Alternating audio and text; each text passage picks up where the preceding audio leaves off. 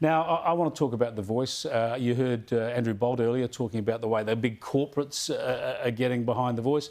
10 local governments, 10 local councils in New South Wales are now going pro-voice, spending your ratepayers' money on their pro-voice campaigns. Now, I support the voice, but I don't support this sort of meddling by local governments. They're getting involved in all sorts of issues that actually are none of their business. And, of course, the big business is doing the same. Christy, is this going to backfire on the Yes case? Well, it's really interesting, isn't it? A couple of weeks ago, we had the Local Government Association conference in Canberra.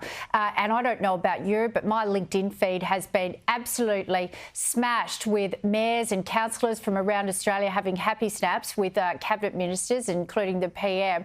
Now, they went to Canberra to ask for more money, saying that the state governments are cost shifting onto them and they want more money from the federal government. I'm wondering if these political stances have anything to do with it. But if they want more money for essential services they say they can't pay for, why are they pumping up to $29,000 in some cases from their ratepayer budgets into this, which is not an essential service delivery whatsoever? Yeah, it seems extraordinary. And let's have a listen to what Peter Dutton has had to say about the corporates backing the Yes case. I think there are many corporates at the moment, frankly, who lack a significant backbone. There are a lot of people who are just craving popularity and trying to please people in the Twitter sphere. Frankly, a lot of business leaders in our country today need to reassess where they are on some of these debates. There are a lot of CEOs and chairs who have very different conversations with you in private. Yeah, so there you go, Caroline.